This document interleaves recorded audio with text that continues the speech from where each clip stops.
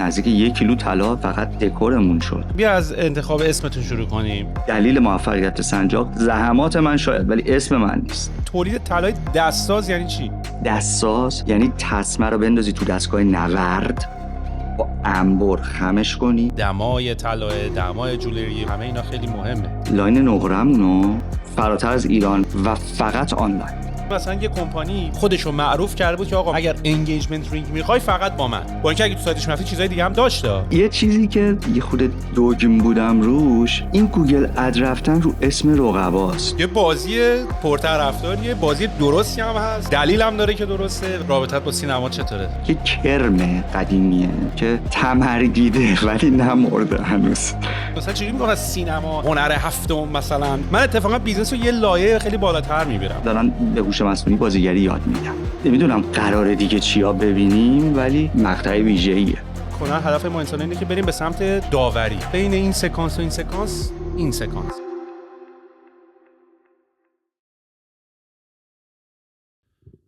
خب قبل از اینکه این قسمت از پادکست رو شروع بکنیم، من یه 2 تا نکته رو سریع بگم. نکته اول این که اگه دقت کرده باشین از قسمت 50 به بعد کیفیت ضبط و ادیت و تصویر پادکست یکم بهتر شده. دلیل اونم اینه که یکی از شنونده‌های پادکست تو اون زمان به من جوین شد و من تو این پادکست تنها نیستم و علی به من کمک میکنه، یه پسر بدجور با صفا و مشتی که اگه واقعا اون نبود تا الان به این همه قسمت من نرسیده بودم. در رابطه با نکته دومم اینه که ما همیشه توی پادکست ها از اهمیت این که از کاری که دوست داریم و بهش علاقه داریم بتونیم یاد بگیریم، مانتایزش بکنیم، ازش پول دراریم خیلی پرداختیم. حالا این شکل‌های مختلف داره. یه برنامه‌نویس تونسته عاشق برنامه‌نویسی بوده، به واسطه برنامه‌نویسی رفته توی شرکتی کار کرده، داره از برنامه‌نویسیش پول در میاره. یه دیزاینری عاشق دیزاین بوده، رفته توی شرکتی دیزاین یاد گرفته. یه پیانیستی تونسته از یوتیوب پول دراره، یه نقاشی تونسته با استریم کردن خوش تو توییچ پول دراره. کلا ماهیت استارتاپ اینه که یاد گرفتی کاری که دوست داری بری بکنی و بعد بری براش فاندریز بکنیم. این پادکست هم از این قضیه مستثنا نیست. با اینکه کار عشقه، ولی به خاطر اینکه من بتونم تداوم داشته باشم و بتونم بهش ادامه بدم، برای خودم این گلو داشتم که مانتایزش بکنم و بعد از اپیزود 100 براش اسپانسر بگیرم. حالا اینطوری نبود که تا الان هم اسپانسر وایساده بودن که ما بهشون به ما تبلیغ بدن، ولی ما می‌خواستیم تا اپیزود 100 اسپانسر نگیریم. این گلو برای خودمون داشتیم. ولی الان بسیار بسیار خوشحالم که اولین اسپانسر ما برند روژا هست، یکی از فروشگاه‌های معتبر لوازم بهداشتی و عطر و اتکلون که خیلی هم برند گنده‌ایه. یعنی یکی از بزرگترین فروشگاه‌های زنجیره‌ای در حوزه محصولات آرایشی، بهداشتی، عطری در ایران با 25 سال سابقه که در حال حاضر 12 تا شعبه فعال در تهران و 5 شعبه در شهرستان داره. میتونین آنلاین از سایتش خرید کنین rojashop.com. یه کد تخفیف هم به ما دادن، کدش هست طبقه 16 سرهم بدون فاصله، تا 25% تخفیف تا سقف 150,000 تومان. این پاتک تا سقف 150,000 تومان هم ما تو ریحون داشتیم. یه نفر 1 میلیون خرید کنه تا 25% مثلا 250,000 تومان یا تخفیف بگیره. و رو همه محصولاتشون هم میتونین این کد تخفیف استفاده بکنین. این کد رو هم میرن ترک میکنن یعنی برید بخرید، لینکشو بفرستین برای دوستاتون، بدین اینو اون برن خرید کنن، دخترای فامیل، همه هر کی دوست دارین بدین که این کد استفادهش بره بالاتر که باز نتیجه خوب بگیرن، بیان اسپانسر قسمت‌های بعدی هم بشن که ما هم بتونیم از طبقه 16 یواش یواش بریم طبقه 17 18 19 جایی پنت هاوس جای بهتر بشیم، تو صحبت کنیم نشستیم اینجا. به هر حال میگم خیلی خوشحالم که تونستم این پادکست به کمک همه شما مانتایز بشه. واقعا حس خیلی خوبیه، واقعا حس مشتی و خیلی باحالیه. و اینکه بس دیگه بریم سر پادکست. دمتون هم گرم، مشتی هستیم. خب منم که اینجا ریکورد زدم، اینجا هم که زدم، اونجا هم زدم. چطوری شارخ؟ قربونت برم، مخلصیم. انگار 100 سال رفیقیم. چرا؟ آره آخه بعدش هم من یه چیزی بگم، حالا جدا از بحث بازیگری و فیلمات و اینا، اصلا این که گفتی فجر دانش، من داشتم فکر میکردم من شاهرخ کجا دیدم؟ تو فجر دانش احتمالاً دیدم، چون همون موقع هم فیلمات آشنا بود، یعنی این شکل ظاهر آشنا بود. ببین واقعا یعنی به هم خوردیم. من ورودی 78 بودم دانشگاه، بعد 4 سالم بیشتر نبودم، یعنی راهنمایی نبودم فجر دانش. نمیدونم یه آقای علوی داشتیم تو فجر دانش، تو هیچ نسبتی آره. نداشت؟ نه ولی آقا چقدر آقای خوبی هم بود آقای خیلی علوی. خیلی مرد نازنینی بودن. همیشه به من میگفت تو نصفت زیر زمینه. منم از میتونه آخه به منم دقیقا همینو میگفت. بیا آقای کچلی هم بود، اتفاقا خیلی مرد دوست داشتنی بود، خیلی هم به خاطر واسطه فامیلیامون مشترک بود با هم شوخی میکردیم. یعنی ما با هم شوخی نمیکردیم، بچه‌ها میومدن با من شوخی میکردن، میومدن وقتی من نزدیک آقای علوی بودم میومدن دست میدادن، ما میگفتم با آقای علوی، بعد دستشون میبردن سمت من، بعد همیشه این بنده خدا رو توی یه سیچویشنی قرار میدادن که آخرام دیگه چاکی شد، دو تا خوابون زیر گوش بچه‌ها. فرجانش هم اگه یاد باشه خیلی خیلی بهشون اجازه داده بودن که بخوابونین زیر گوش بچه‌ها. و فکر کنم اصلا همین اتفاق هم افتاد برای بچه‌های فجر دانش که یه مقداری اعتماد به نفسشون بالاتر نسبتاً به بقیه جاهایی که من دیدم. نمیدونم چقدر میتونه ربط داشته باشه ولی احساس میکنم توش ربط داره. ببین حالا من یادم نیست واقعا کتک و اینا، مخصوصا از سمت ناظم و اینا خیلی یادم نیست. معلمات چرا ها چکینا خوردم، ولی آقای علوی من ندیدم. ببین من از فجر دانش از اول دبستان که افتتاح شد، یعنی سال اولی که افتتاح شد، من رفتم تا تهشم تا سوم دبیرستان و دیگه پیش دانشگاهی هم که من اومدم بیرون از کلا از ایران، من تا تهش موندم. ولی توی این مدت که دیگه بزرگ شدیم و دیگه تا به الان اومده، من خیلی به زمان گذشته فکر میکنم و اینکه مدرسه چه تأثیری روی زندگیمون داشت، محل زندگی چه تأثیری روی زندگیمون داشت و ازش یه سری لرنینگایی پیدا کردم که الانی که دوستان بچه دار شدن، خود من که هنوز ازدواج نکردم و بچه دار نشدم، ولی اون دوستام که بچه دار شدن و باشون صحبت میکنم در رابطه با این موضوع که وقتی این بچه به سنی رسید که باید بره مدرسه، کدوم مدرسه بره، کدوم محل زندگی بکنه، مثلا که الان خودمون توی کشوری هستیم که مثل ایران نیست دیگه، حالا منطقه‌اشو بشناسی یا خانوادت اونجا زندگی کرده باشن بگی من دیگه اینورام، خیلی به این موضوع ما دقت میکنیم.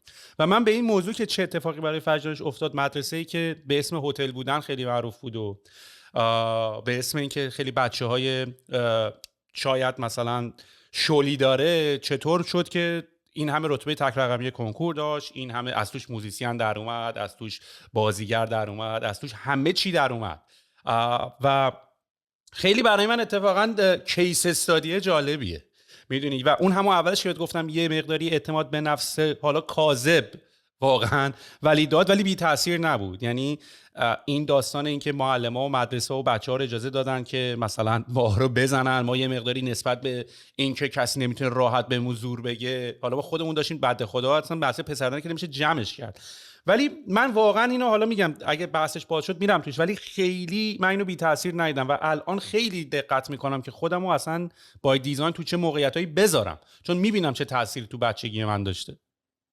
ببین من مثلا پناه به واسطه یوتیوب و کارتونایی که میدید، از همون اوایل که پپا پیگو مثلا کارتونشو میدید، یه کارتونی بریتیشه، بعد لهجهش تو 3 سالگی بریتیشه. یعنی من یه ویدیو یوتیوب ازش گذاشتم، یه آنباکسینگه مال همون 4-5 سالگیشه، کاملا لهجهش بریتیشه.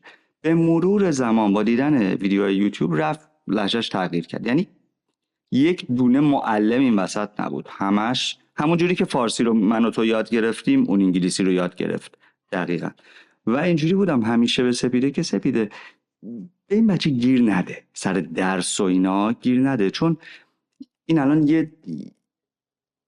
یه جواهری داره تو دستش و تمام دانش دنیا به زبان انگلیسی فراهمه و این اگر علاقه‌مند بمونه به این داستان، مثل من یه جوری نشه. من تا سالها زده بودم تا اینکه مثلا چند سال اخیر دوباره افتادم توی لاین یادگیری، دوباره برگشتم تو مطالعه، دوباره برگشتم تو پادکست. الان اینجوری هم که اگه یه روز یه چیزی یاد نگیرم انگار خالی رفتم. اینو دلم نمیخواد تو این بچه از بین بره، این شوق یاد گرفتن یه چیزی. واسه همین چه مثلا گیم دوست داره، من میگم آقا گیم بازی کن. اصلا ببین داد و ستدایی که اینا تو بازی روبلاکس میکنن، مثلا تو بازی بلاکسبرگ میره از یکی پول میگیره، در واقع کانترکت باش میبنده که من برای توی ساختمونی میسازم و میره براش یه هاوس میسازه دیزاین شده تحویلش میده، حالا اون راضیه، میگه آقا اینم اینا چیزاییه که من تو 30 سالگی ضعف داشتم توش. سهیل، من اگه این روابط عمومی رو داشتم روزی که اومدم تو سینما، الان یه جای دیگه بودم. من یه آدم خجالتی تو خونه میشستم، حالا کارگردان زنگ بزنه، تهیه کننده به من باید زنگ بزنه، بچه‌ها میگفتن آقا تو زنگ بزن، فلانی میبینی داره کار میسازه، تو زنگ بزن. خودش گفتم نه بابا الان زنگ بزنم میگه میخواد حتما تو کار من باشه. خب فکر کنه. میدونی الان بهت بگم که بازیگرایی که تو بالاترین سطح کشورمون دارن فعالیت میکنن، میفهمن یه نقشی داره از چنگشون در میاد، زنگ میزنن میگن فلانی اون نقش مال منه ها، من هستم ها، میجنگن واسش. چیزی که من اصلا بلد نبودم، مثلا روابط عمومی تعطیل بود. بعد یه آن به خودم اومدم گفتم شارخ، امروز کی میتونه تو رو ببینه؟ کی میتونه با تو جلسه بذاره؟ اونی که پیگیره، اونی که مسیج میده، اونی که زنگ میزنه. یه دفعه یه تهیه کننده دیدم گفت چرا زنگ نمیزنی به من خب یادم نیست، ولی زنگ میزنی بهم یادم میافته. دیدم راست میگه و من واقعا یه عالمه اپورتونیتی رو میس دادم. اما امروز میدونم که آقا همه چی سماجت پیگیری. ببین حرفی که داری میزنی انقدر من باش ارتباط برقرار میکنم و فکر میکنم حالا اول و کلمات زیادی هم روش گذاشتن، یعنی پررو بودن، سمج بودن، ولی هر کدومش شاید یه معنی داره که شاید به بیراهه ببره قضیه رو. پررو بودن یه جوری خوبه، یه جوری بده، سماجت هم یه جوری خوبه، یه جوری بده و معمولاً آدما وقتی کلمه رو اینطوری میشنون اگه واقعا وارد جزئیاتش نشی و بازش نکنی هر کی یه برداشت جدایی ازش میکنه. من با مثال در رابطه با اون قسمت اولش که گفتی مثلا آدما چجوری ترید رو یاد گرفتن یا حتی زبان انگلیسی و خوندن، منم مدت خیلی زیادی داشتم سعی میکردم زبان بخونم و من حالا کلا زبان انگلیسی حالا یه مقداری جدا از بحث این که حالا زبان نسبتاً راحتیه نسبتاً، ولی خوندن زبان به تنهایی کار خیلی سختیه. اتفاقی که برای ما افتاد و من بعداً تکنیکاشو الان تو این سنکا که کاش به ما اینطوری یاد میدادن، یعنی من واقعا اگه بچه داشتم شاید واقعا مدرسه بچه‌مو خصوصی کنم، خودم آموزش بخوام بدم، یعنی حالت پرایوت اسکول توری، به خاطر تکنیکایی که الان دارم یاد میگیرم و دوست داشتم تو بچگی بهم یاد میدادن. مثلا ما نباید میومدن مثلا آیلتس خوندن یا زبان خوندن و میومدن با ما میگفتن آقا برو این کتابو بخون. تو باید یک موضوعی که به موضوع علاقه داری رو پیدا میکردی. برای ما شده بود مثلا این کامپیوتر و داکیومنتیشن و سافتور و اینا، خوندن اون باعث شد که ما بریم به سمت زبان انگلیسی. یعنی زور کرده بودیم خودمون که اونو بخونیم و علاقه به اون داشتیم که اصلا جمله که وجود دارن میگن راجع به یه موضوعی انقدر بخون تا عاشق خوندن بشی. یعنی نه که اول شروع کنی بخونی بعد بگی من برم زبان بخونم، یه موضوعی که دوست داری رو بخون. برای ما افتاد تو همین میگم خوندن که کتاب ویندوز 95 مثلا یا مثلا فتوشاپ یا 3D استودیو مکس، مثلا اینا رو ما داشتیم مجبور بودیم به انگلیسی بخونیم به واسطه علاقه، یعنی اون ما رو میکشید به خوندن، به واسطه اون زبانم خوب شد. و این پیدا کردن علاقه خیلی کمکت میکنه بری به سمت‌های جایی مختلف دیگه‌ای و این خیلی خیلی نکته مهمیه. نکته بعدی که تو گفتی دوباره در رابطه با این سماجته، من اتفاقا دیروز با یکی از بچه‌ها اومده بود داشت سر اینکه حقوقا رو باید برای امسال دوباره بررسی می‌کردیم و اینا، می‌خواستن درخواست اضافه حقوق بگیرن و اینا. بعد یه بحثی بود، بعد دیدی که خیلی هم ماها ایرانی‌ها نسبت به این موضوعا راحت نیستیم، یعنی باید 2.5 ساعت مثلا اینترو بریم که مثلا بعد بیایم بگیم آقا مثلا من درخواست اینو دارم که به حقوقم اضافه بشه. و بعد من همیشه یه نکته‌ای که حالا این کلمه پررو یا سماجت بود، خب بچه‌هایی که ما الان داریم فوق العاده بچه‌های خیلی خوبی ان و خیلی دیگه توی یه مدت خیلی زیادی از این پروسه ها گذشتن و یعنی آسان همه کنار هم الان دیگه جمع شدیم، یعنی دیگه توی این مدت همه بچه‌ها رفتن. و من اینجوری بودم که چرا زودتر نیومدی بگی؟ میدونی چون تو اگه بیایی از من اینو می‌خواستی، انقدر شما خوبین و اگه برین من کار دیگه نمیتونم بکنم، اینجوری که من هیچ آپشن دیگه ای نداشتم. یعنی من همیشه برای خودم سوال بود که چرا نمیای بگی، چون اگه نمیگفتی من که خب نمیومدم. حالا خیلی جا هست که طبق اصول ما خودمون میریم میگیم، ولی مثلا اون بچه‌ها اینطوری بودم که اگر اون سماجت رو داشتی یا اگر فکر می‌کردی حتی اگرم زودتر میومدی این درخواست رو میدادی، من هیچ چاره‌ای نداشتم. ولی خب از یه طرف دیگه هم اینطوری بودم که شما باید یه کاری بکنین که من واقعا چاره‌ای نداشته باشم جز این که وقتی که میای اینجا من یعنی باید خیلی ابله باشم که بگم برو بیرون، که بخوام تمام هزینه ترینینگ و هزینه دوره آدم پیدا کردن و حالا به خاطر اینکه مثلا میخواد $1000 بالا پایین بشه قضیه توی ماه، مثلا تو ماه همیشه $10,000 من فقط باید برم دوباره به یه نفر پول بدم برای من بره اینترویو کنه و آدم پیدا بکنه و یه اچ آر کانسالتنسی بیاد که من فقط به خاطر اینکه تو فکر می‌کردی برای من خیلی هزینه داره برم این همه راهو برم. همون قضیه میشه که برای تو که شاید اون و اتفاقا شاید اون کارگردان یا اون نویسنده از خداش بوده تو اصلا زنگ بزنی و تو راداراشون اصلا باشی به اصطلاح. نه میخوام دیگه خودم این اشتباه ها رو بکنم، حالا دارم روش کار میکنم، نه دوست دارم که پناه و نبات این مسیر رو این شکلی برم واقعا. خب شارخ الان کجایی؟ چی کار داری میکنی؟ یه آپدیت بهمون میدی از وضعیتت؟ ببین من الان بلژیکم و طولانی ترین سفرم شد این سفر. یه خورده به خاطر شرایط مادر خانومم اومدیم اینجا گیر افتادیم، اما انقریبه که برگردم ایران دورادور در تماس هم دیگه با بچه ها دیگه سنجاق و اینجا دیدم یه فرصتی یه ذره دارم، شروع کردم یوتیوب و یه ذره جدی استارتش رو این دفعه زدم و میخوام نان استاپ این هفته یه بار رو برم، چون به نظرم آینده سمت UGC هست به نظرم. یعنی همون بلایی که سینما سر تئاتر آورد و تلویزیون بعدها سر سینما آورد و اینو UGC ها سر تلویزیون خواهند آورد انقریب. آره این کانتنت ها و این یوزر جنریتد کانتنت هایی که مال آدم هاست و خودشون درست میکنن اصلا واقعا یه مدل خیلی جدیدی رو تو دنیا به وجود آورده. یه سوالی که احتمال خیلی زیاد میدم که کسایی که دارن این پادکست رو میبینن یا گوش میکنن براشون شاید سوال شده باشه اینه که شاهرخ استخری تو طبقه 16 چرا و چگونه، و این که اصلا خیلی هم جالبه که خود شاهرخ هم به طبقه 16 گوش میکنه. تو برات علاقه آدمایی که تو این پادکست اومدن از کجا شروع شده؟ آیا به واسطه استارتاپی که الان روش کار میکنیه؟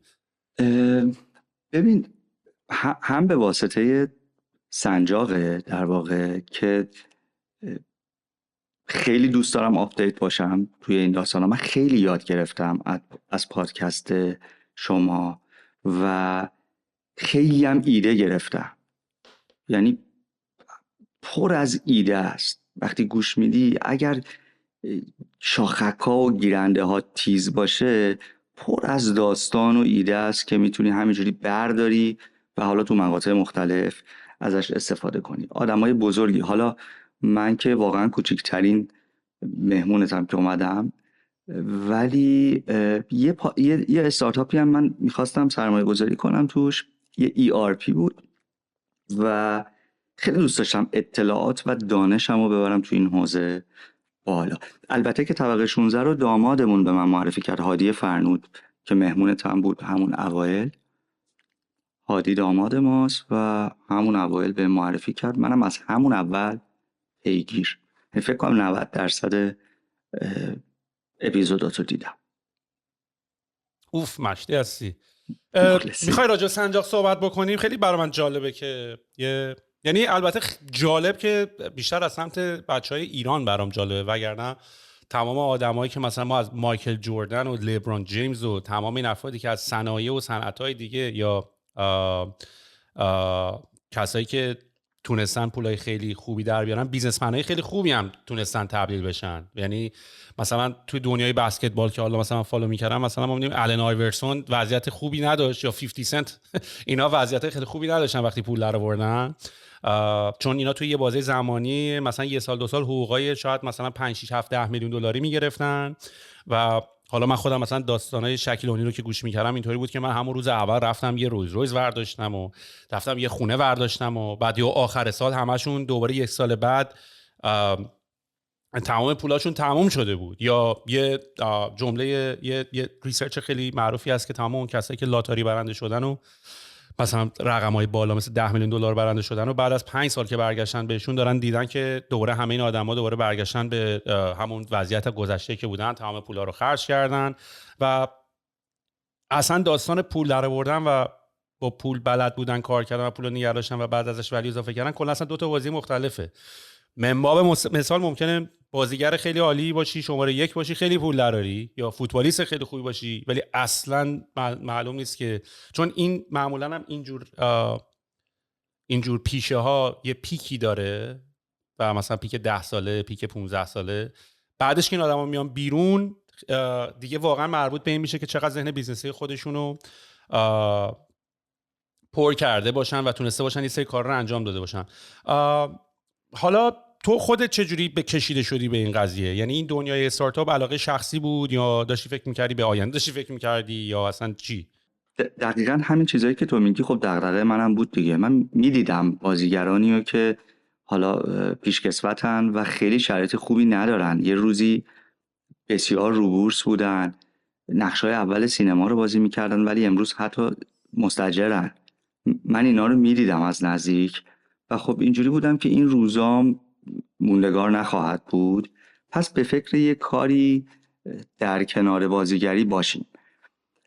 خلاصه سال 92 بود که بعد از تمام ایده ها و اینا با یه دوستم که اونم توی کار لوسرو لایتینگ و اینا بود، به این نتیجه رسیدیم که ورود کنیم توی بیزنس اکسسوریای دستساز طلا که خیلی هم ظریف بودن، یعنی حجم سرمایه زیادی نمیخواست. ما مغازه‌ای که گرفتیم، اولین مغازمون 600 گرم طلا کل سرمایه‌مون بود. 600 گرم اون موقع مثلا میشد حدود 70 میلیون تومان. کلا من 80 میلیون گذاشتم، اونم 80 میلیون تومان گذاشت. یه خورده ریخت و پاش کردیم، یه دکور 90 میلیونی زدیم. یعنی یه خورده بعدها فهمیدیم که آقا اضافه کاری کردیم، یعنی نزدیک 1 کیلو طلا فقط دکورمون شد. اما خب تو چشم بود و خوب بود. توی پاساژی توی زعفرانی هم ورود کردیم که پاساژ هم نابود شد، یعنی مالک اونجا با سازنده به مشکل خورد و با خاک یکسان شد. یعنی اونجا الان فکر کنم فقط 2 تا مغازه زیرش. اما شروع خوبی بود، یعنی همین مشکلات باعث شد که ما از همون اول تو سوشال مدیا خودمون رو قوی کنیم، هی سعی کنیم یاد بگیریم. یه چالش هایی که اوله بیزنس یه خورده نامردی بود ولی بهمون خیلی کمک کرد. دیگه رفتیم تو دل ماجرا. سال 92 تحقیق رو شروع کردیم، 1 سالم تحقیق کردیم. یه تیمی هم کمکمون کردن که اون قدیما کیبوردهای فراسو و اینا رو اونا کمک کردن تو برندینگش و مارکت استراتژی و اینا، خیلی کمک کرده بودن. اونا اومدن کنارمون و خلاصه سال 93 ما اولین مغازمون رو، همین مغازه‌ای که بهت گفتم، رو زدیم با همین سرمایه‌ای که بهت گفتم. این که چجوری گنده شد داستان، ما بوتسترپتور اومدیم ولی خب سرمایه دوستا، رفیقا، اعتمادی که بچه‌ها بهمون کردن و اومدن از ما شعبه گرفتن همون اول راه، باعث شد که یه رشد نسبی خوبی رو اون اول داشته باشیم. و خب مهم بود دیگه اینکه تو چند تا شعبه داری. یه سری شعبه های کلیدی رو ما همون اول داریم که شاید اگه سرمایه داشتیم هرگز این کارو نمی‌کردیم. بهترین شعبه هامونو. و کم کم به یه جایی رسید که دیگه حالا سودده شد. و این داستانایی که داری میگی گل قضیه توی دنیای شما، من فکر کنم اشتن کوچره که از زمان قدیم مثلا، خب من یادم اون موقع که حالا فکر کنم بین ما ایرانی بعد از فیلم باترفلای افکت خیلی خیلی افتاد سر زبونا، ولی کلا تو دنیای تک خیلی آدم اکتیویه. یعنی اشتن کوچر جزو اینوستورهای اولیه ایر بی ام بی، اوبر، اسپاتیفای، جدیدن تو اوپن ای آی سرمایه گذاری کرده و اصلا خیلی تکیه. آره و میگم زیاد داریم، یعنی مثلا نقش استیو جابز رو دیدم بازی کرده ولی آره از سر علاقه شخصیش بود اصلا. و جالبه بهت بگم چند وقت پیش یه فیلم ازش دیدم، سهیل، خیلی بد بازی کرد. ببین عجیب بود، اینجوری نبود اصلا، بازیگر خوبی بود، من دوستش داشتم خیلی، اصلا کمدیشو دوست داشتم واقعا. ولی چند وقت پیش دیدم یه خورده نیست، اون آدم سابق انگار نیست. و میخوام به این برسم که واقعا فضای بیزنس تو رو انگار از هنر دور میکنه یکم، انگار یه ذره با هم نمیخونن. من از وقتی که من وقتی اومدم تو سنجاق، تمام قد اومدم تو سنجاق، یعنی اومدم که رشتم مهندسی صنایع بود دانشگاه، اومدم که نیومدم بگم آقا چون من مثلا منو میشناسی چون من شاهرخ استخریم، حالا بیایید از ما طلا بخرید. اصلا به نظرم فوله. یعنی اکثر کسایی هم که توی هنر اومدن یه کسب و کاری زدن شکست خوردن، اونایی که اینجوری حساب کردن رو ماجرا. ما اینجوری بودیم که آقا ما یه کسب و کار میخوایم بزنیم، موفق، اصلا کاری نداریم من هستم نیستم، اصلا تبلیغشو قراره بکنم یا نه. و قلباً هم اعتقاد دارم که شاید من یه جایی کاتالیزور ماجرا شدم، اما دلیل موفقیت سنجاق اسم من نیست، لااقل زحمات من شاید، ولی اسم من نیست. بیا از انتخاب اسمتون شروع کنیم. وقتی الان سنجاق.com وجود داره و سنجاق.pro هم وجود داره و تقریبا هم با 2 تا اسپلینگ دیگه، یکی SAJAGH، اون یکی سنجاق، و شما سنجاقین، خودتون رو تو دنیا آنلاین میبینین یا نمیبینین؟ یعنی مثلا قراره مثلا به خاطر این شباهت اسمی خیلی داستان داشته باشین؟ چون کلا انتخاب اسم کردن تو دنیای استارتاپ هم کار خیلی سخت و پیچیده و ساینسی هم کل پشتش وجود داره. من نمیدونم این سنجاقی که الان تو کار خدمات و ایناست اون موقع بود یا نه، بعید میدونم. خب ولی این یه استارتاپی بود که از یه جای یه فاندی گرفت، یه حجم زیادی تزریق کرد توی SEO. خب خیلی جلو زدن، ولی سنگین دنبالشونم. یعنی اینجوری بهت بگم که یه جوری تمرکزم الان رو SEO که خود رقیبامون هم الان شاید حالا بعضیاشون گوش کنن این پادکست رو، ولی داریم میایم دیگه، بعدم داریم میایم. آره، و حالا نکته جالبش هم اینه که اصلا میتونین اسمارت باشین و اصلا کلمه چون کسی که میخواد به سایت های شما برسه از طرف حالا من همیشه از اول میگفتم SEO، تو ایران خیلی میگن SEO، یعنی خیلی که همه میگن. آره دیگه، آخه حالا مثلا چون میشه خوندش، اگه مثلا یه چیز دیگه بود این نمیشد اونو، ولی درست میگفتیم. یکی چون حرفا پشت هم میشه گفت OBS رو چی میگی؟ اون مثلا OBS که OBS که آدم نمیگه. ولی کلا چون فوکس کردن روی اسم دامنه لزوما بهترین کار نیست. یعنی شما دنبال این که اینتنت پیدا کنین. شما مثلا اگر سرچ میکنن کالکشن دستبند جدید یا دستبند طلا، ایناست که شما دارین روش SEO بازی میکنین. پس واسه همین حالا این که ارتباط اسمی داشته باشین، علل خصوص که 2 تا دنیای متفاوت هم هستین، خیلی دخلی تو قضیه نداره. حالا من راجع به سنجاق سوال بگم بهت. ببین 2 تا خوبی داشت سنجاق. یکی این که اسمش ایرانی بود، یعنی دوست داشتم که یه اسم خیلی شیک و پیک فلان نباشه و چیز گرونی رو به ذهن مخاطب متبادر نکنه. یعنی اینجوری نباشه که مثلا نه سنجاق.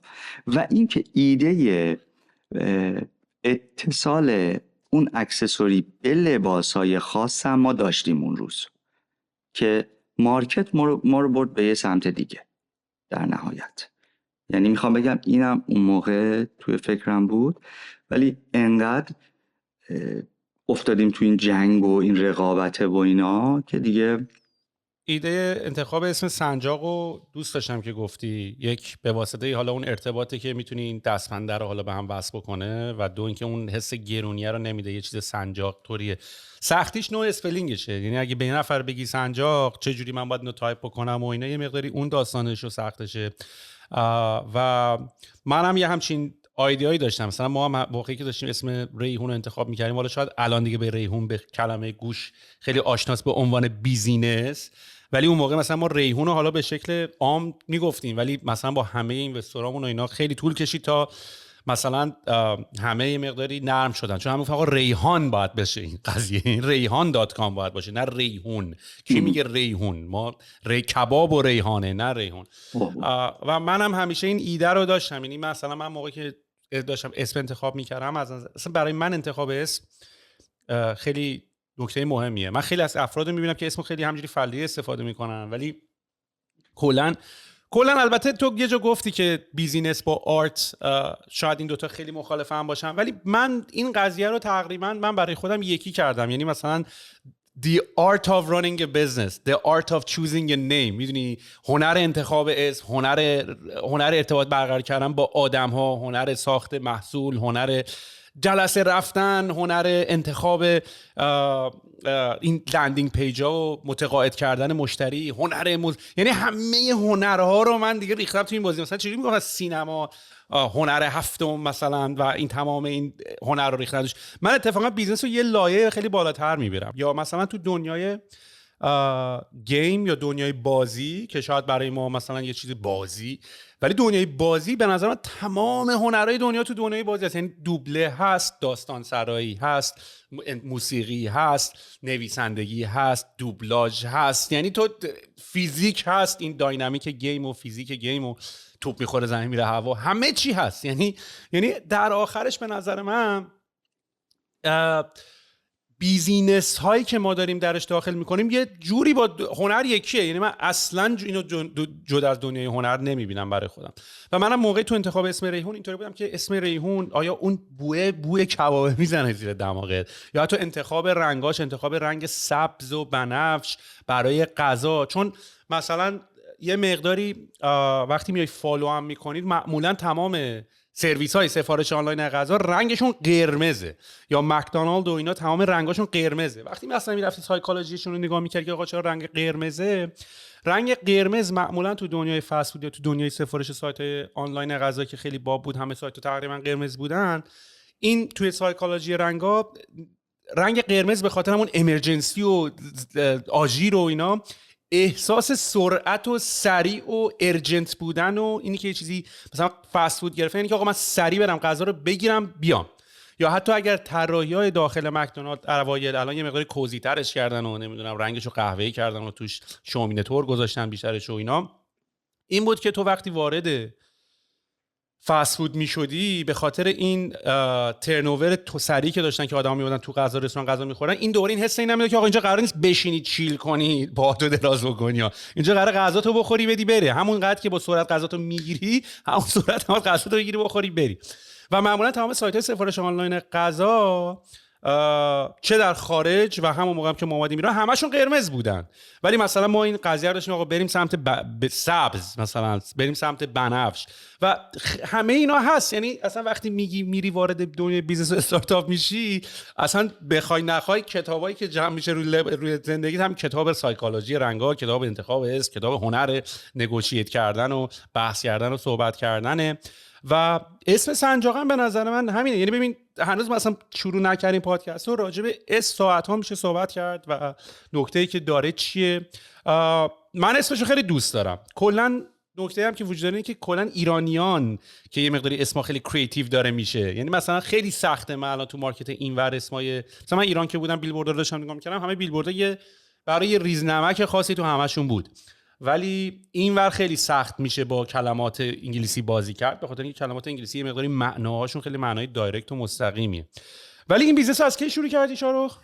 ببین تحقیقاتش شد در واقع از 92 شروع شد و 93 اولین مغازه فیزیکی ما افتتاح شد. بعد میتونی بهمون یه آمار بدی که مثلا چقدر فوکستون روی قسمت آنلاینشه، چقدر رو فوکستون روی رستوران، روی قسمت بیزنسیشه؟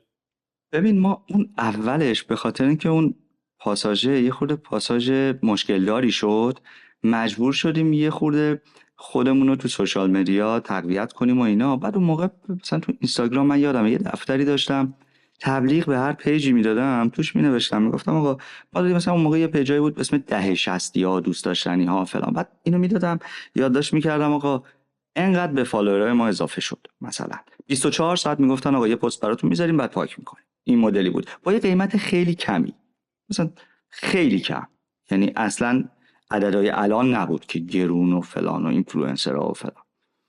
بعد مثلا چه میدونم همکارام اومدن بدون اینکه من زنگ بزنم، یعنی میگم من خیلی مدلم کم رو و اینا بود، هیچ وقت من به کسی زنگ نزدم بگم آقا بیا از سنجاق خرید کن، ولی خود همکارا لطف داشتن بعضیاشون اومدن. مثلا الناز حبیبی اومد یه استوری برای ما گذاشت یا یه پست گذاشت 4000 تا یهو فالوور گرفتیم. پیجمون مثلا بود 10000 تا یهو شد 14000 تا. میدونی یعنی یه خورده اینجوری هم اون اولش کمک کرد رفتیم بالا تا اینکه دیگه از یه جایی همین شعبه ها گسترش پیدا کرد. بعد ما هر مقطعی یه داستانی داشتیم. یعنی تو حساب کن سهیل، ما رسیده بودیم به جایی که داشتیم مثلا کیلو طلا تولید میکردیم، مثلا 2 کیلو طلا داریم تولید میکنیم. خب یهو قیمت طلا برای مثلا 10 تا شعبه، یهو قیمت طلا میشد 2 برابر، فروشمون به لحاظ گرمی نصف میشد، عددی شاید تغییر نمیکرد ریالی، ولی به لحاظ گرمی نصف میشد. بعد تو حساب کن تمام پرسنل تو برای تولید 2 کیلو هن، الان نصفشون اضافه. از این معضلات توی مقاطع مختلف، کرونا.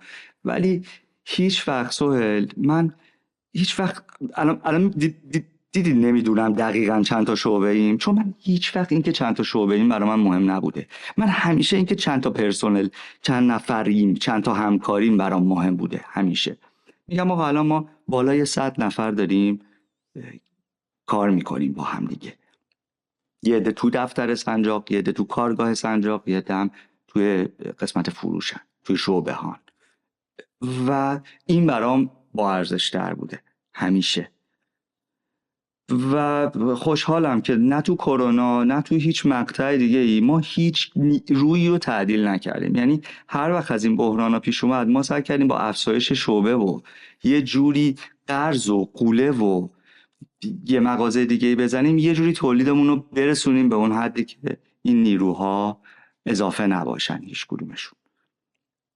دیروز یه توییت داشتم میخوندم، همین دیشب دقیقاً شب که داشتم میخوابیدم داشتم اسکرول میکردم، یه چیز نوشته بود، تعداد لایک های توییت هم زیاد بود و داشتم کامنتاشو میخوندم، انگار نشون میداد که همچین حرفی خیلی هم دور از ذهن نیست. نوشته بود که یارو براش سوالی بود، گفته آقا مگر بیزنس طلا و طلا فروشی چقدر پول و درآمد داره که هر کسی که اینو زده موفقه؟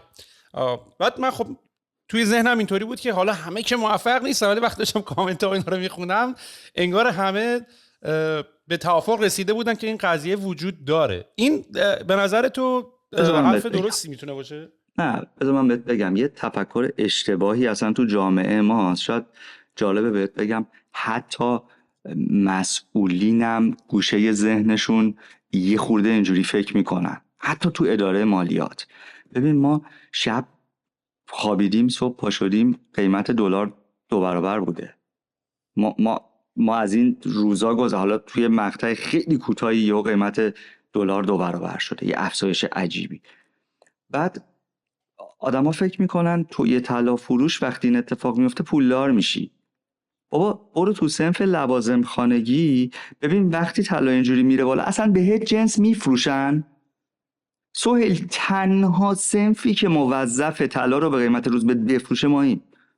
تو بری تو لوازم خانگی کسی به تلویزیون نمیده وقتی دلار اینجوریه، ماشین بهت نمیفروشن، هیچی بهت نمیفروشن، ولی تو طلا رو میای به قیمت روز باید بزنیم و بهت بفروشیم با 7% سود. اتحادیه هم میگه باید بفروشیم. باید بفروشیم. آره دیگه، چون به عنوان پول حساب میشه، پول دقیقاً. نقد حساب میشه. دقیقاً. ولی قصه میدونی چیه؟ در طول زمان آدما از ترس این تورمه طلا تو بالشتش داشته، اومده گفته آقا بیا بیزنسی هم باش بزنیم یه دورم بچرخونیمش.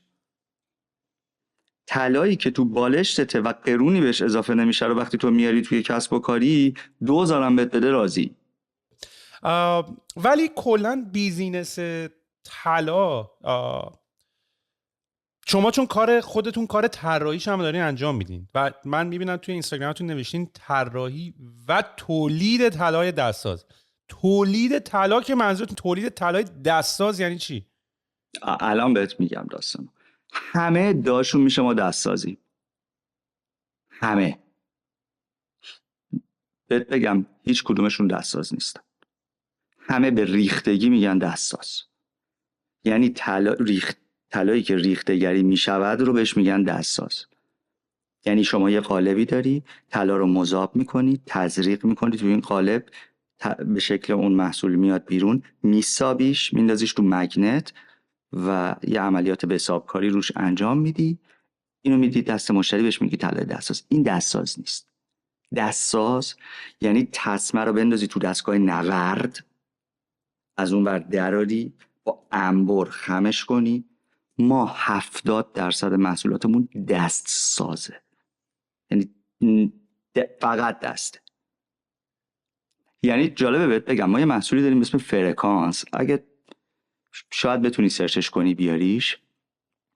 اصلا این محصول از توی قالب ریختگی در نمیاد، چون اینجوریه. یعنی مگر اینکه تو روش و قالب بگیری، زیرش و قالب بگیری، اینا رو با هم جوش بدی. بعد یه خاصیت ارتجاعی داره، اون دیگه از بین میره تا اگه این کارو بکنی. دقیقاً همین محصوله. میبینی این تسمه داره همینجوری میچرخه، این از تو قالب در نمیاد.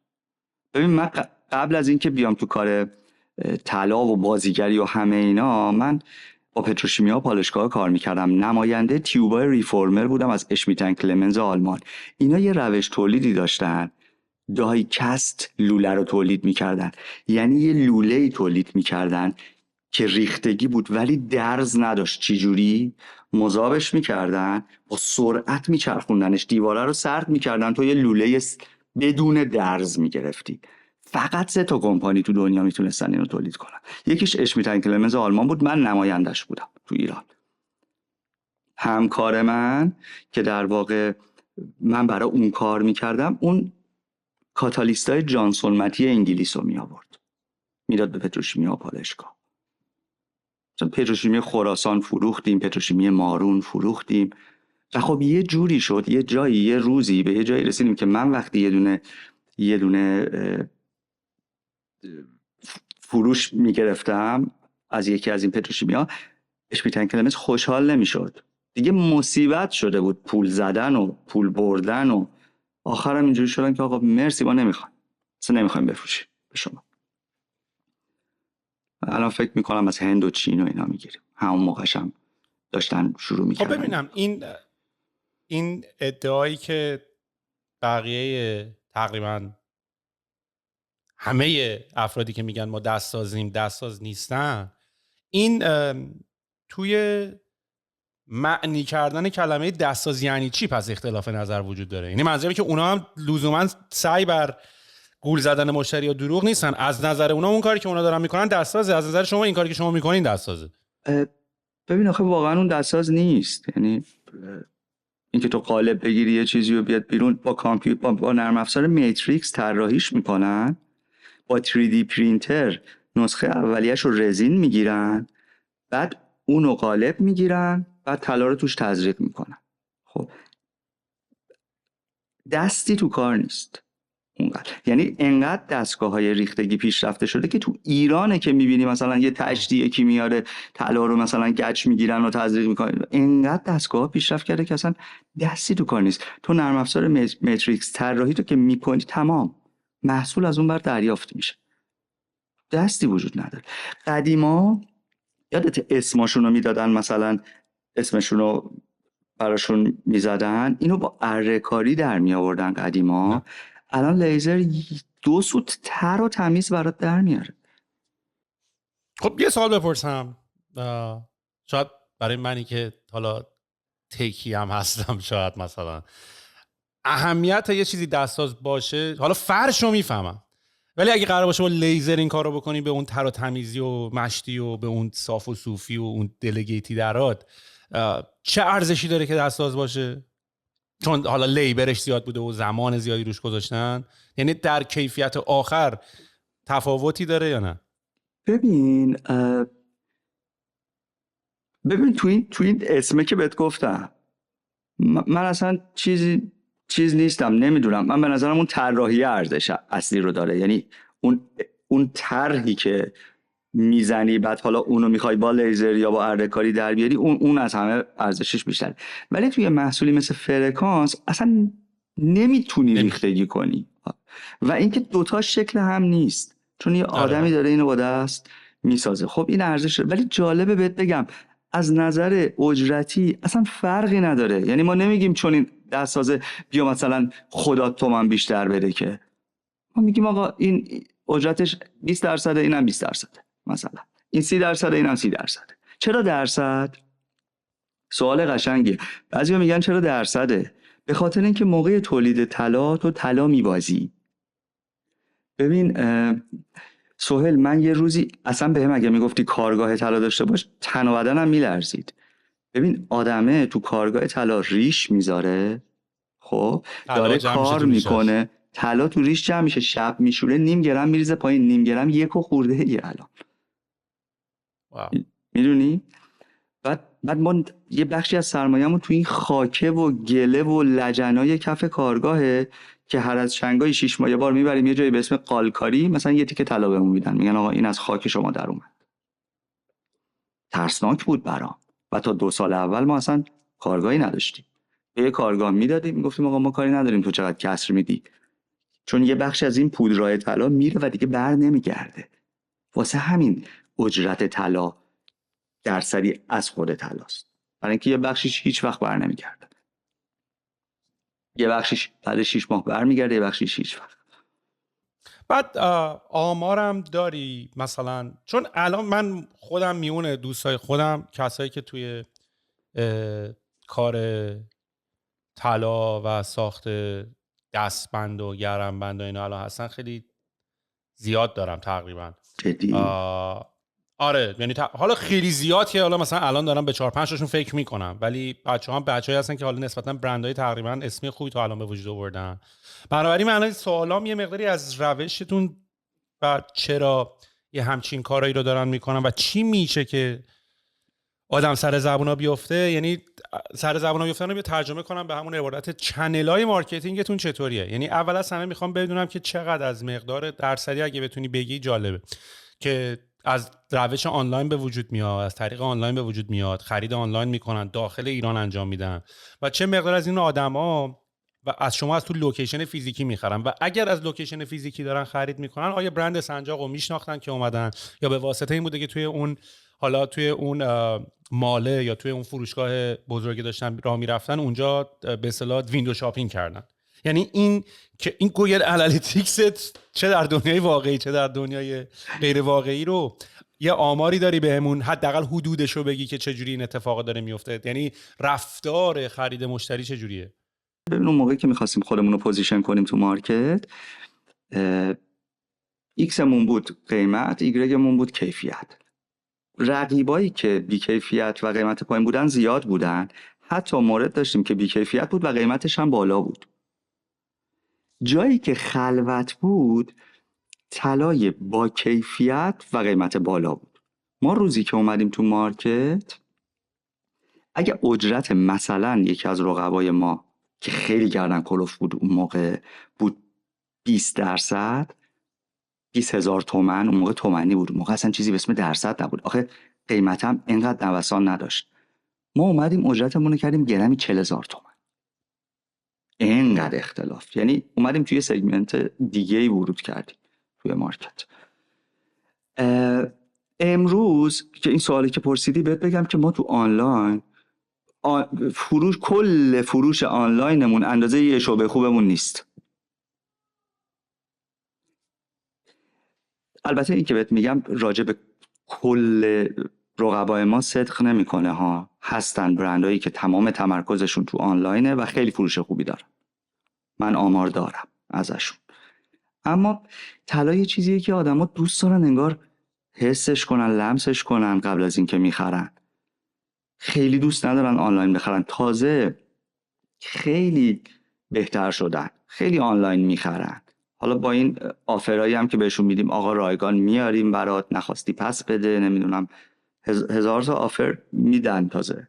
ولی با این وضع اجاره ها من اون روز به شریکم گفتم متین بیا یه اتوبوس بگیریم، اینو خوشگلش کنیم، بنزینم که مفته دیگه، هر کی خواست ببریم مغازه رو دم خونش انتخاب کنه. با این اجاره هایی که 100-150 میلیون مثلا هر کی میگیره، واقعا فاجعه است. یعنی داریم میریم به یه سمتی که من معتقدم که دیگه میری تو ماشین حساب. من یه روزی یادمه یه آدمای بزرگی تو حوزه طلا ورشکست شدن، من همش اینجوری بودم که خب چرا؟ بعد رفتی تو ماشین حساب میدیدی آخه طرف میلیون یورو دستگاه خوابونده، خب معلومه نمیصرفه براش. بعد مثلا اتحادیه تو میگه تو اجازه داری 7% بگیری. ما که جواهر نیستیم هرچی دلمون خواست سود بکشیم، که ما هر کی یه ذره حساب بلد باشه میره تو ماشین حساب، میگه آقا این قیمت طلا، این اجرت، این 7% سود، این 9% مالیات. 9% مالیات هم یه روزی رو کل ماجرا بود، الان فقط رو اجرت و سوده. دستگاه پوزام همه وصل به اداره مالیات، تمام تراکنش‌ها شفاف، مالیات کامل رصد میشه. بعد تو میای میری تو ماشین حساب میبینی آقا من مثلا 2 کیلو طلا انقدرم دکور کردم، 5-6 میلیارد، چقدر میخوام در بیارم ماهی؟ 20 میلیون. خب نمیصرفه دیگه، جمعش کن. اتفاقا اوضاع خیلی خرابه. یعنی اگر این شکلی بریم جلو، سهیل، به جرئت میتونم بهت بگم که و الان معدود صنفایی هستن که میتونن از پس این اجاره ها بر بیان. یکیش همین طلاه که اونم دیگه کم کم میره رو هوا. گفتی مارکتینگتون چجوریه؟ یه چیز جالب بهت بگم. ببین من یه روزی دیدم که تمام همین گنده هایی که ورشکست شدن و اینا، گفتم دیگه ادامه ندادن، اینا تن طلا داشتن. تن طلا. ما کل سرمایه‌مون 600 گرم بود، یعنی مادر بزرگ یکی تو کشوش داشت، ما 600 گرم طلا مغازمون بود. تن طلا داشتن و گفتم اینا میان تو بازار، قوی هم میان و اومدن و این اتفاق افتاد. سهیل الان مغازه ها رو میخرن، یعنی حتی مستاجر هم نیستن، کل طلام تزریق میکنن، 10 کیلو میچینن تو ویترین. خب من میخوام با اینا رقابت کنم، الان من چیکار میتونم بکنم؟ ما باید یه هویتی بسازیم که آدما نتونن راحت عوضش کنن با بقیه، وگرنه تو پول که 20 هیچ میبازیم بازی رو. اومدیم شروع کردیم روی برندینگمون کار کردن. یعنی اگر مثلا همه داشتن با 100 تا اینفلوئنسر تبلیغ میکردن، ما کمپین درختکاریمون رو شروع کردیم. روی یه سری چیزهای دیگه فوکس کردیم. الان من یه ایده تو ذهنمه، حالا اینجا میگم، ولی میخوام جعبه های با کاغذ بازیافتی داشته باشیم که اونایی که دوست دارن. خیلی هم گرونتره کاغذشو، یعنی من اگه بخوام کاغذشو از اینجا بیارم، کاغذه گرونتر از اون کاغذیه که الان داریم باش جعبه میسازیم، اگه با این کیفیتی که تو ذهنمه بخوایم بزنیم. ولی اونی که طبیعت دوست باشه ترجیح میده که اونو برداره، اون جعبه رو. اینا چیزاییه که شاید کم کم سنجاق رو با یه برند دیگه عوض کنه تو مقاطع مختلف. من یه دونه کلیپ ساختم، کارگردانی کردم برای روز مادر، خودم 0 تا 100 رو ساختم. به جای اینکه بگم آقا بیاین طلا بخرین، گفتم آقا طلا نخرید اصلا. یعنی خودزنی بود کمپینه. گفتم آقا آخرین تلاشو یارو خیلی وقت پیش برای زدن به زخمش فروخته.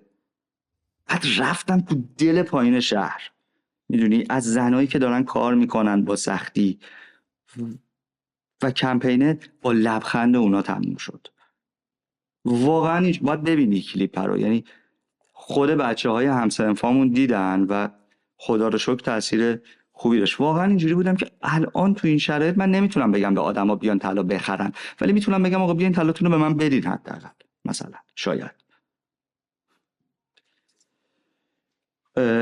کلا نذارم سرتون، چون طلا خریدنم یه مقوله دیگه. تو استرس داری دیگه، میگی میرم یه جایی آقا پول اینو درست به من بدن، یارو میگه 740 ازت برمی‌دارم، قیمت طلام انقدر میاره پایین، میدونی حسابی سر یارو رو میخواد کلا بذاره. یعنی اونم یه داستانیه. باید اعتماد داشته باشی به کسی که میخوای طلا رو بهش بفروشی. حتی من رفتم روی برنده، رفتم روی اسمه، رفتم روی هویت از یه جایی. یعنی تک و توک تبلیغات اونجوری کردیم، روی پادکستی اسپانسر شدیم، کارهای این شکلی. رو SEO کار کردیم، رو آنلاین کار کردیم. اینترفیس الان داستانه برامون، مشکل داریم روش، خیلی نداریم. خوبه گفتی یه شرکت میخوام بزنم، من مشتریتم.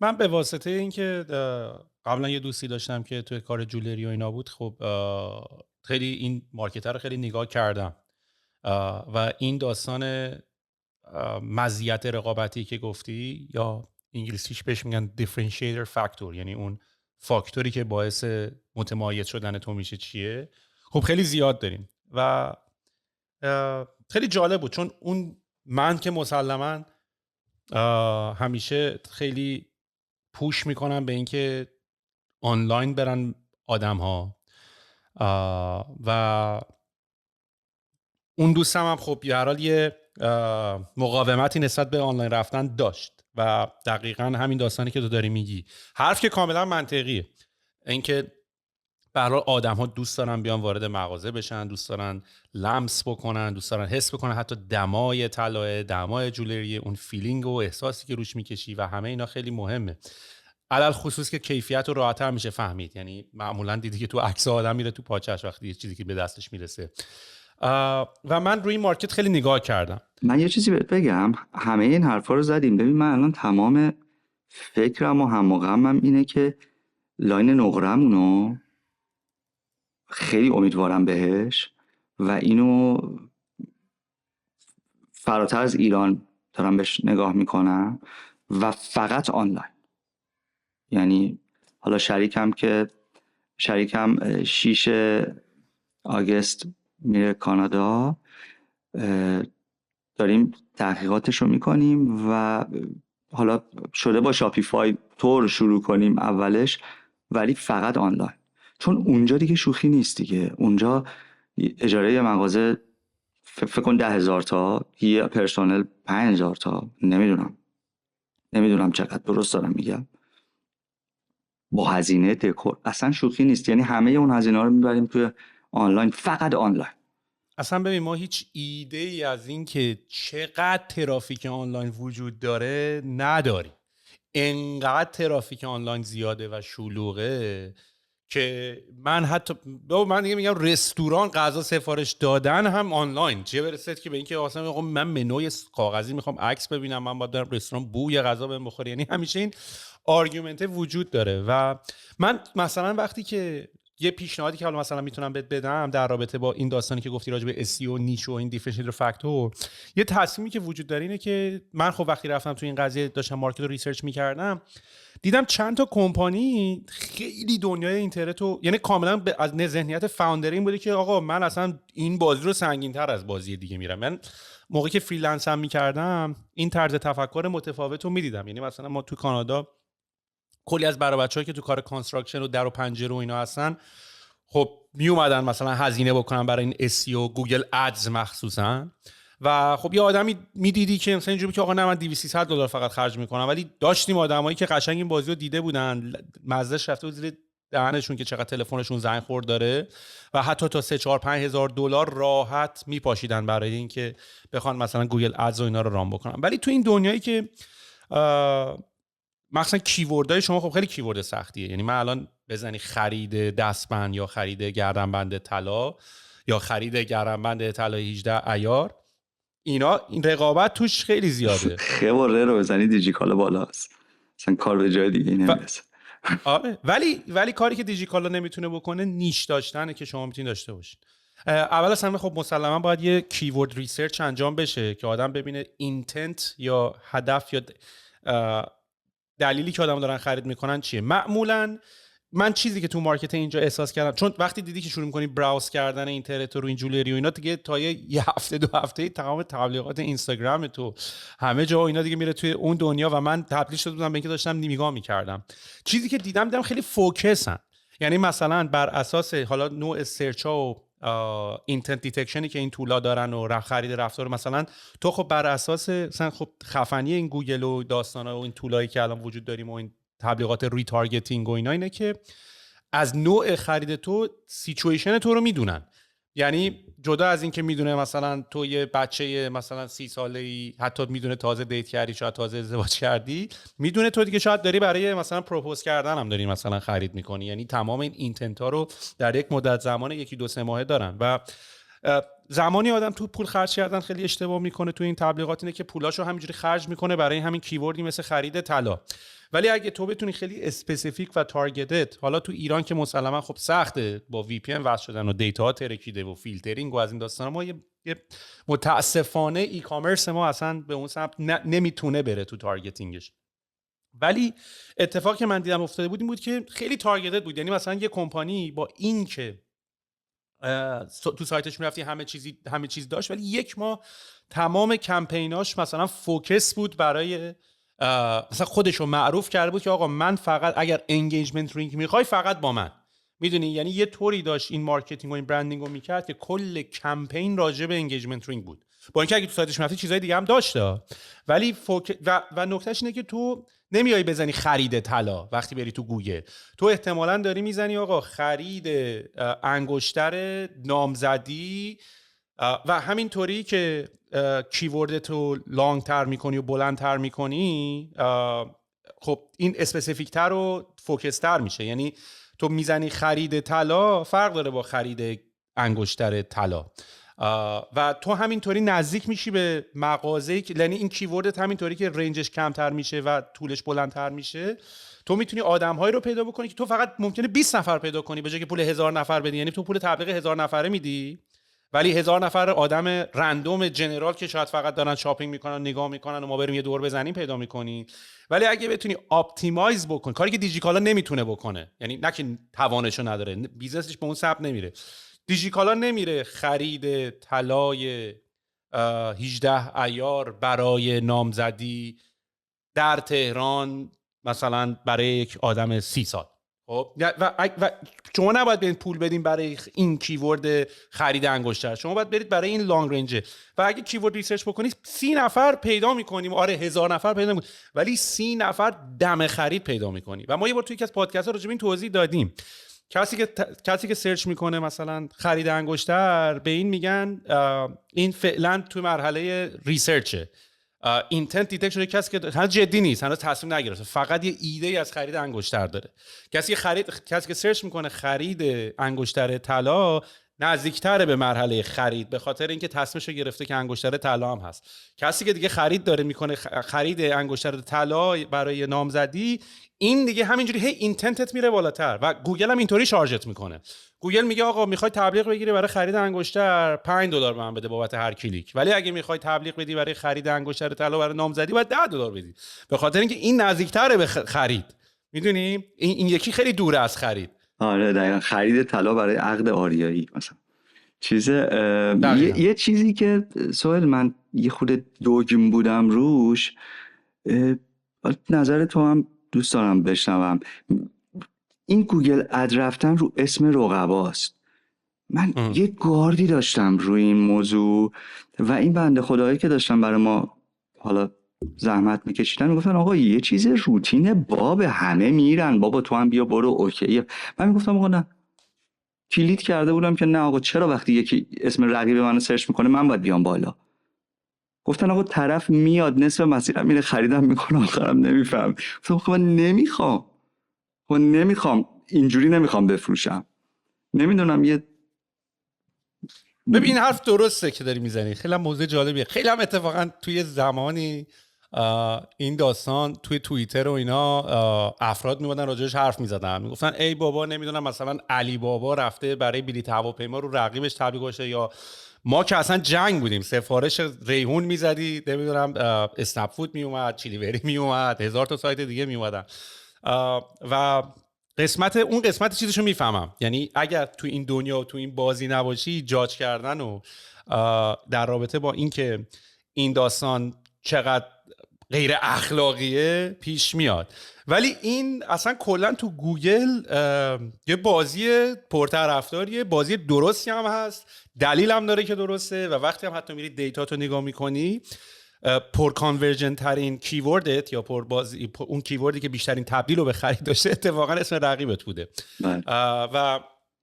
و خب دلایلش هم که خیلی مشخصه، به خاطر اینکه تو داری یه کیورد بهش میگن هایجک کردن، یعنی تو داری ترافیک و کیورد یه نفر دیگه رو داری هایجک میکنی میاری رو سایت خودت.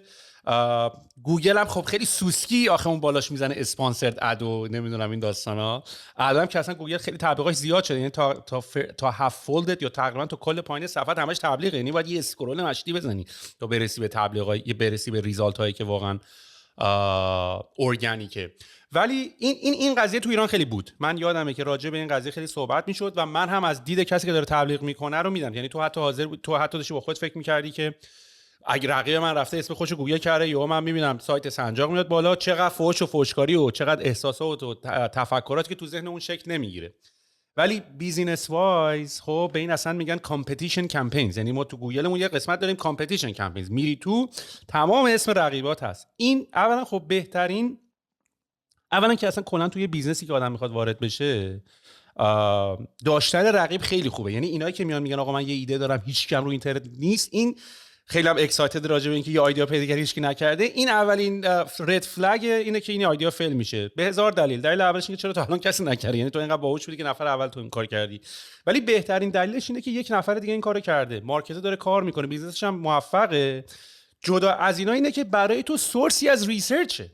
یعنی تو اگه بری سایت رقیبتو نگاه بکنی نحوه SEO پیدا کنی، یعنی مثلا ما خودمون اون زمانی که فریلنس کار می‌کردیم و می‌خواستیم مثلا برای یه کسی SEO بکنیم یا کمک بکنیم مثلا رنکینگش بره بالاتر یا بکلینک براش بگیریم و از این کارو بکنیم، اولین کاری که می‌کردیم ریسرچ سایت رقیب بود. و ریسرچ سایت رقیب طلاست، یعنی گلد ماینه. یعنی تو اگه رقیب داشته باشی توی یه اینداستری، فقط مطالعه کردن روش‌های مارکتینگ و چون تول‌هایی داریم مثل سیمیلار وب و مثل Ahref که تولای هم مطالعه کردن رقیبه و هم بکلینک که من اگه جای تو باشم، یعنی بخوام بیام تو بیزنس تو، میرم اول ازت میپرسم که شاروخ رقیبای سنجاق کیان، اسمشون رو من بدی، بعد من میرم نگاه میکنم ببینم اینا از کی بکلینک گرفتن، اینا رو چی وردایی دارن بیت میکنن و تولایی داریم که این اطلاعاتو بهت نشون میده.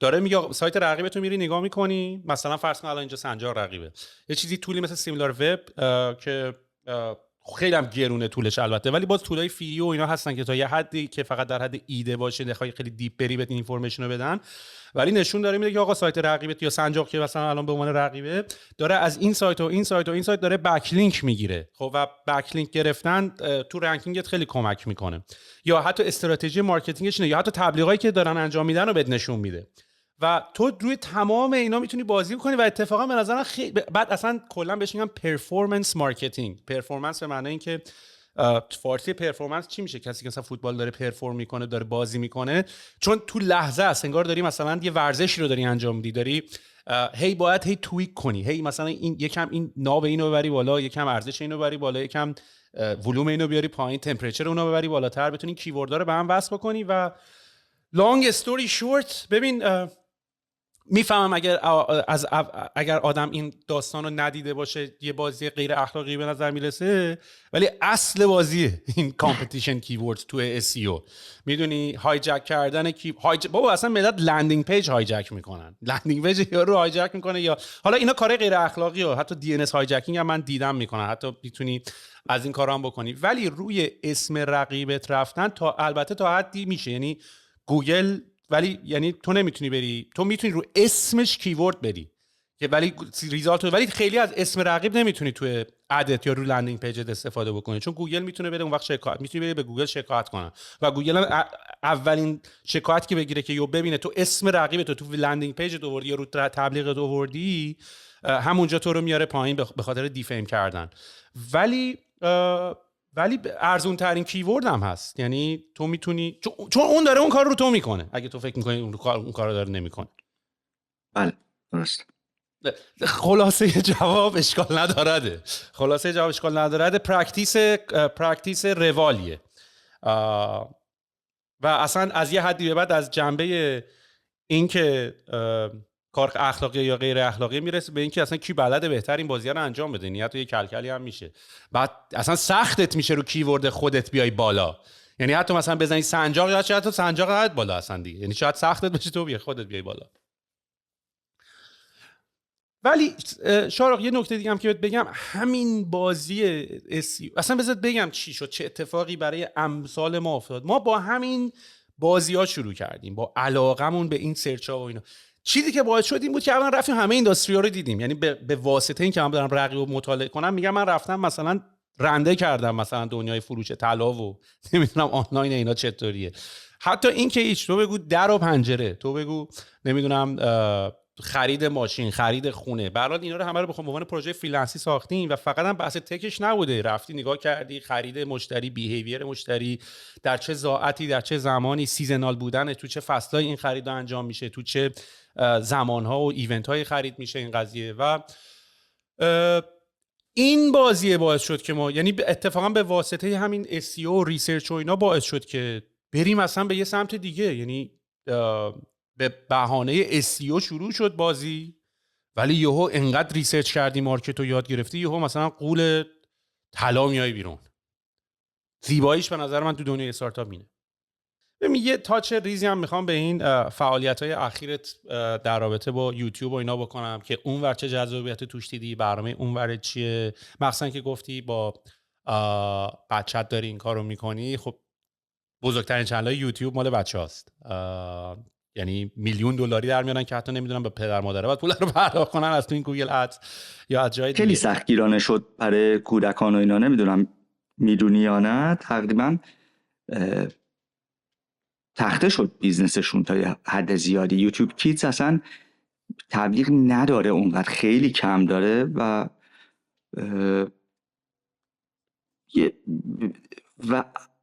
زیر نظر والدین تو میتونی تا زیر 13 سال کانتنت تو تولید کنی. من اینجوری هم که این چنل انگلیسی که با پناه شروع کردیم این بشه کادوی تولد 13 سالگیش.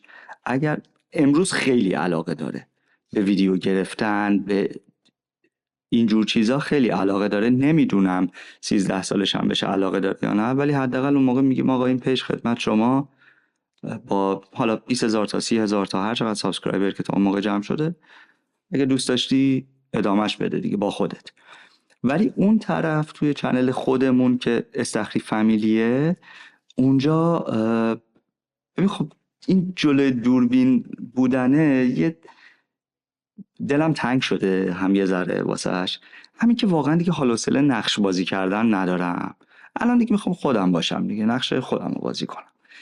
بعد به این بهانه هم با بچه ها بیشتر وقت میگذرونم، یعنی نمیخوام اینجوری باشه که یهو بگم آخ من نفهمیدم که تو انقدی شدی. اصلا دوست ندارم اینجوری باشه، میخوام از سانت قد کشیدنشون لذت ببرم. و وقتی میشینم پای تدوین ویدیوها، تو نمیدونی من این نیشم بازه همش، یعنی همینجوری دارم حال میکنم و تدوین میکنم، نمیدونم ساعت چی جوری میگذره. ساعت ها میشینم پای تدوین همین ویدیوها و نمیدونم، یعنی یه بخش دیگه هم اینه که من خیلی دوست ندارم مثلا یه پولی که تو ایران در اومده رو وردارم بیارم اینجا، یه حس بدی بهم میده یه خورده. اینجوری هم که آقا من اگه بتونم اتفاقا یه کاری را بندازم، 4 نفرم تو ایران الان مثلا یه پسر هست یه ذره کار جلوه ویژه و اینا میکنه، بعد از اینکه من ویدیومو ادیت میکنم یه دستی بهش میکشه، 4 تا افکت میذاره روش و اینا، اون غیر مستقیم در واقع مشغول توی این داستان. یکی هست تامنیل میزنه، اینا همه تخصصی شده. دیدی که من ساعت ها نشستم ویدیو یوتیوب دیدم و همه متفق القول میگن آقا 80% انرژی تو بذار رو تایتل، تامنیل و 30 ثانیه اول ویدیوت. بازی باحالیه برام، جدا از این که وقت میذارم با بچه هام و این برام جذابه، اونا هم علاقه دارن. از پناه هم زبان یاد میگیرم. خب اون لهجهش خیلی درسته، نیتیف حرف میزنه، معنی پاره و پول، کلی چیز ازش یاد میگیرم، کلی اصطلاح فلان. دیگه اصلا انقدر سریع حرف میزنه یه جایی بپرسن چی فلان، که I'm gonna هم شده اما دیگه اصلا دیگه گانا هم نمیگم، اما do that. بابا هارلمه مگه؟ پس با یه تیر داری به اصطلاح چند تا نشون میزنی. پس با دیگه خیلی با کار سینمایی و بازیگری و اینا دیگه الان لزوما در ارتباط به اون شکل قدیم نیستی.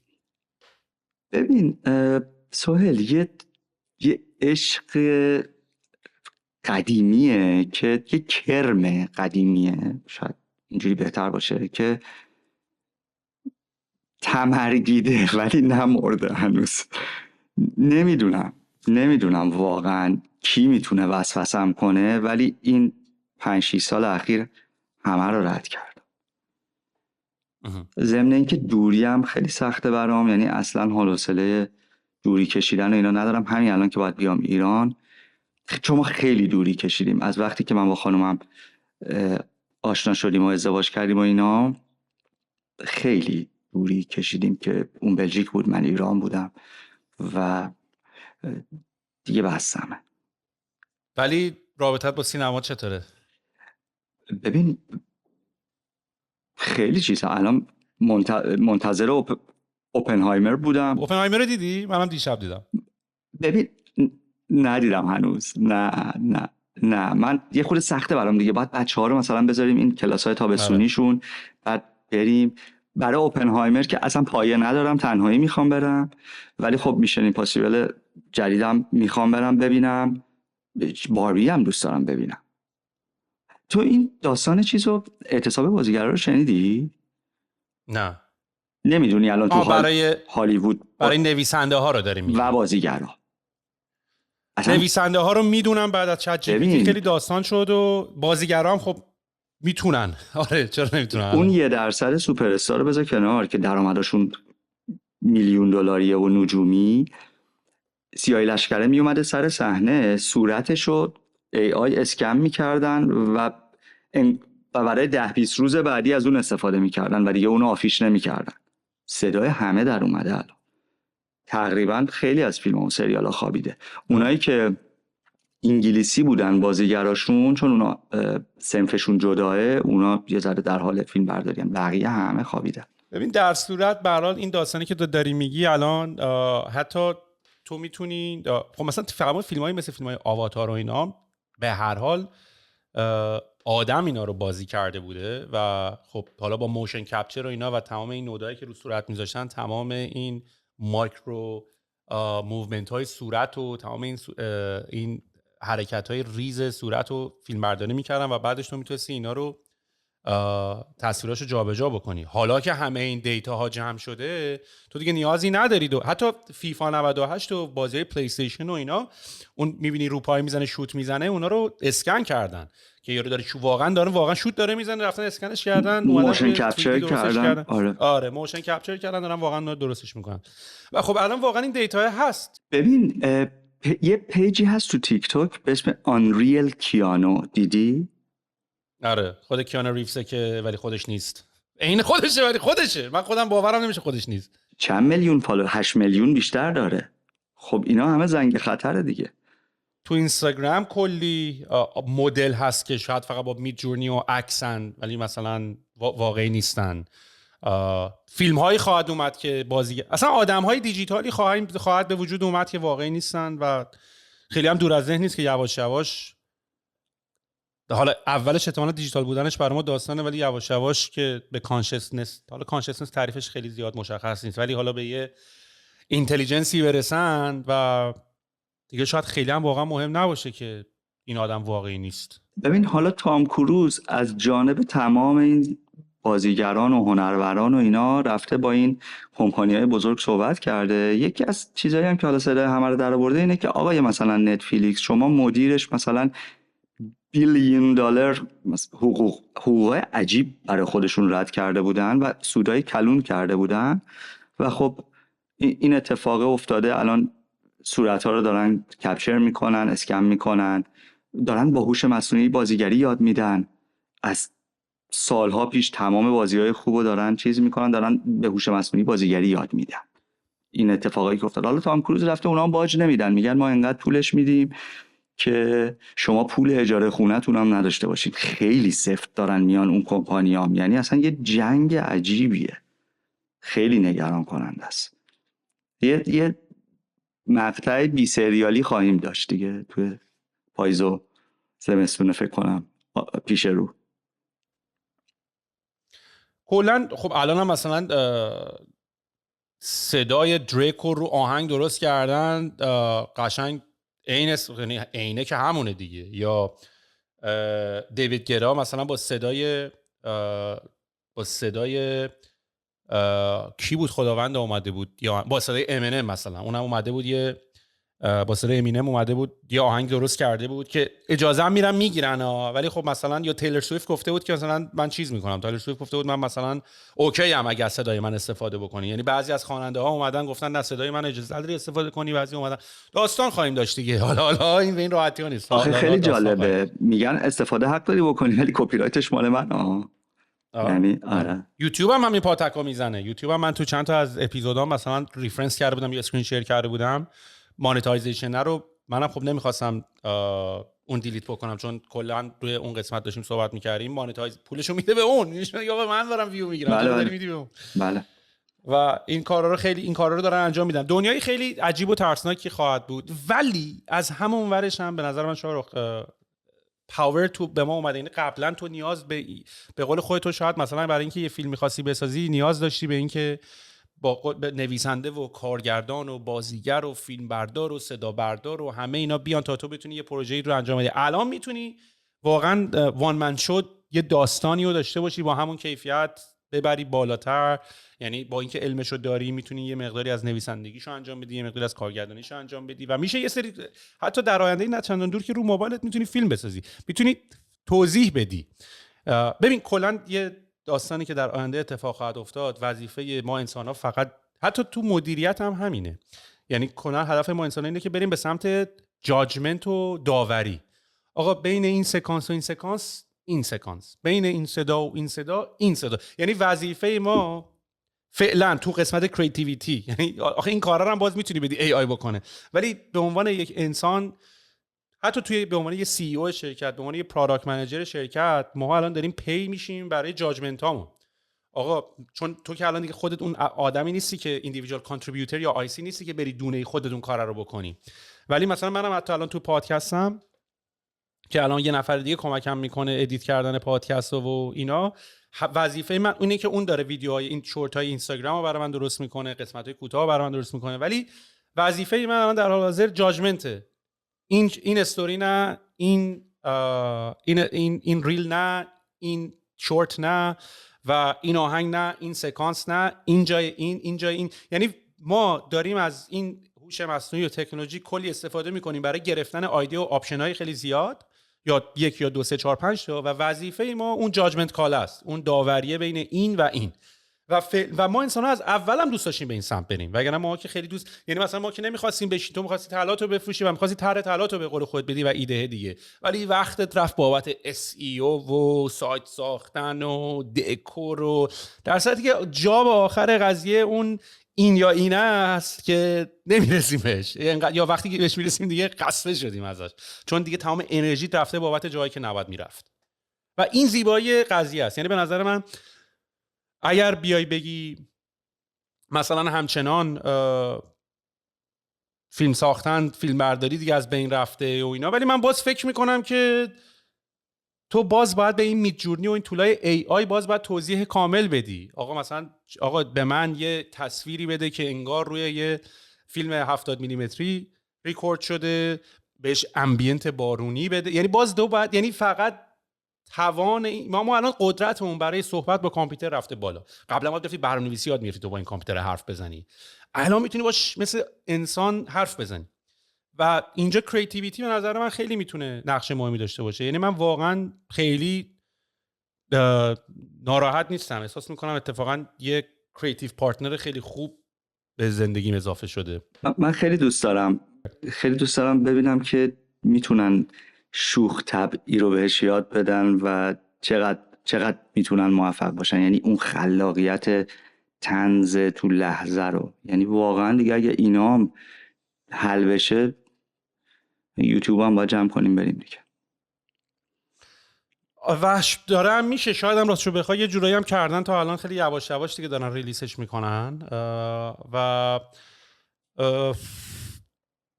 واقعا بعضی موقع چیزا هم که میخونی عجیبه. بعضی موقع مثلا فکر میکنه که انسان چقدر موجود پیچیده و عجیب و باحال، یه سری کارهایی رو میتونه بکنه که ربات‌ها نمیتونن بکنن.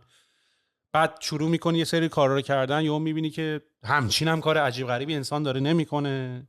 بعد دوباره میری میبینی تو یه جایی خیلی عجیبه. همش میشه این که نالج و علممون از دنیای پیرامونمون کمه و همینطوری که بیشتر میفهمیم بیشتر برامون عادی میشه. فهمیدیم زمین گرده، اول چشامون تو دوتا شد، بعد اوکی شد، بعد فهمیدیم تو سولار سیستمیم، بعد فهمیدیم اگزوپلنت داریم. یعنی سرعت هم همینجوری آخه یهو زیاد شد. یعنی واقعا ما یه نسلیم که میرفتیم با مادرم مثلا سر کوچه با تلفن عمومی زنگ میزدیم، یه خط افیکس هم بود تازه، خیلی مستقیم میگرفتیم بدون کد با جزیره خارک. پدرم موقع زمان جنگ صحبت میکردیم. اونا رو دیدیم، اینا رو هم داریم میبینیم. یعنی واقعا نمیدونم قراره دیگه چیا ببینیم، ولی خیلی به نظرم مقطع ویژه‌ایه. آره میفهمم چی. آقا دمت گرم. من یه سوال آخر ازت میخوام بپرسم که what is next for شاهرخ؟ چی برنامه چیه؟ همچنان پس سنجاقو داری ادامه میدی و فعلا هم که دیگه رفتی رو یوتیوب؟ ببین این که یه برند یه خورده بین المللی داشته باشم و اینا یه آرزوی بزرگیه برام و دور از دسته که میخوام یه ذره واسش تلاش کنم. کلی هم دارم براش یاد میگیرم. خیلی دارم میخواد این اتفاق بیفته و میرم براش. یعنی تلاشمو میکنم که این اتفاق بیفته تو همین حوزه اکسسوری، ولی نه طلا دیگه، یا نقره یا استیل، ولی یه طرح‌های جذاب خوب. هر موقع خواستی بیزنس بعدی تم راه بندازی، ما کلا شاید دارم فکر میکنم یه با بچهای طبقه 16 و کسایی که حالا خیلی این کارن توی تیم یه صحبت بکنیم، یعنی یه کامیتی از تمام شنونده ها و اینا بسازیم، یه حالت این که آقا مثلا یه تیمی هست کار استیو انجام میده، یه تیمی هست کار اینو انجام میده، بتونیم همه همدیگه رو ساپورت بکنیم و به قول تو ایران رو یه مقدار اینترنشنالش بکنیم. با یه قسمت با مهدی نایبی داشتیم، من اصلا ترک کردم پادکست تو تا یه چند ماه. میدونی گفتم آقا نه اصلا دپ میشم، من اصلا امیدمو نمیخوام از دست بدم، چون بدون این نمیتونم زندگی کنم. ولی بعد برگشتم دیگه، دوباره برگشتم و یعنی این دگردیسیه تو ذهن تو رو من شاهد بودم از روز اول تا الان که اونجایی، و شاهد تمام حسرت‌ها و آهایی که کشیدی با مهمونات بودم. امید داشته باشیم دیگه، چاره‌ای نداریم. 100%. من اصلا اون حسرت‌ها و آها داره برام میشه انرژی که یه جوری بازی رو ورقا برگردونیم که همه بشه خاطره بانمک. خیلی باهات موافقم که کارهای گنده‌ای میشه از اون ورات کرد و خیلی باهات موافقم. شاهرخ دمت گرم، بسی لذت بردیم. امیدوارم که تو بیزنست موفق بشی، بین المللی بشی و حالا دوباره در آینده دوباره با چکین میکنیم ببینیم کارت چقدر رفته جلو، ببینیم بیزنست رو به کجا رسوندی. حواست باشه شغل بکنیم، میایم آمارتو میگیریم میگیم آقا شاهرخ گفت من میخوام بین المللیش هم نرفت سمت جا. دمتون گرم. هستم. دمت گرم. فدای تو بشم. مرسی از همه چی.